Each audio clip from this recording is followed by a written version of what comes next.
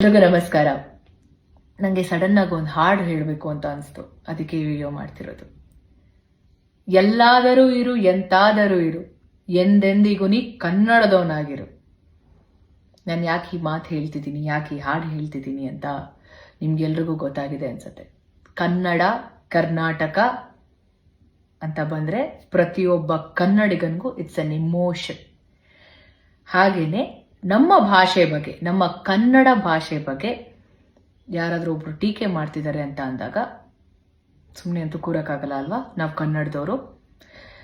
ನಾವು ಕನ್ನಡದವರು ಎಂಥ ವಿಶಾಲ ಹೃದಯದವ್ರು ಅಂದರೆ ಪ್ರತಿ ಭಾಷೆ ಸಿನಿಮಾನ ನೋಡ್ತೀವಿ, ಪ್ರತಿ ಭಾಷೆ ಸಿನಿಮಾ ಹಾಡುಗಳನ್ನ ಕೇಳ್ತೀವಿ, ಆರ್ಟಿಸ್ಟ್ಗಳನ್ನ ಎಂಕರೇಜ್ ಮಾಡಿ ಸಪೋರ್ಟ್ ಮಾಡ್ತೀವಿ, ಟೆಕ್ನಿಷಿಯನ್ಸ್ನ ಸಪೋರ್ಟ್ ಮಾಡ್ತೀವಿ.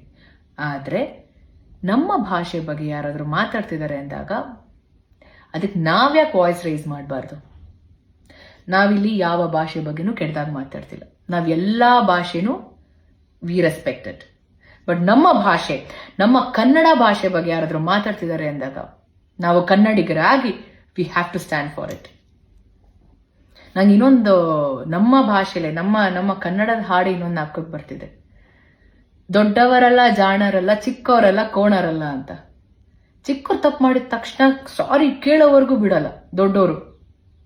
ಆದ್ರೆ ದೊಡ್ಡವ್ರು ತಪ್ಪು ಮಾಡಿದ್ರೆ, ತಪ್ಪು ಮಾಡಾದ್ಮೇಲೆ ಕ್ಷಮೆ ಕೇಳೋದ್ರಲ್ಲಿ ಏನ್ ತಪ್ಪಿದೆ? ಕನ್ನಡನ ಸರಿಯಾಗಿ ಮಾತಾಡದೇ ಇರೋರ್ನ ನಾವು ಹೀಗಲ್ಲ ಹೀಗೆ ಕನ್ನಡ ಮಾತಾಡೋದು ಅಂತ ತಿಳಿಸ್ತೀವಲ್ಲ, ಕಲಿಸ್ತೀವಿ ಆಕ್ಚುಲಿ. ಇನ್ನ ಕನ್ನಡ ಭಾಷೆ ಬಗ್ಗೆ ತಪ್ಪಾಗಿ ಮಾತಾಡೋರ್ನ ಏನಂತ ಹೇಳೋಣ? ನವೆಂಬರ್ 1ನೇ ತಾರೀಕು ಕನ್ನಡ ರಾಜ್ಯೋತ್ಸವ ಸೆಲೆಬ್ರೇಟ್ ಮಾಡ್ತೀವಿ. ನಾವ್ ಎಲ್ರೂ ಸಹ, ಪ್ರತಿಯೊಬ್ಬ ಕನ್ನಡಿಗ ಅವರವರ ಸೋಷಿಯಲ್ ಮೀಡಿಯಾ ಪ್ಲಾಟ್ಫಾರ್ಮ್ ಅಲ್ಲಿ ಅವರವರ ಪ್ರೀತಿನ, ಅವರ ಅಭಿಮಾನನ ತುಂಬಾ ಚೆನ್ನಾಗಿ ವ್ಯಕ್ತಪಡಿಸ್ತೀವಿ. ಇವಾಗ ನಮ್ಮ ಭಾಷೆನ, ನಮ್ಮ ಭಾಷೆ ಮೇಲೆ ಇರುವಂತ ಪ್ರೀತಿ, ನಮ್ಮ ಭಾಷೆ ಮೇಲೆ ಇರುವಂತ ಗೌರವನ ನಾವು ತಿಳಿಸೋಣ. ಏನಂತೀರಾ?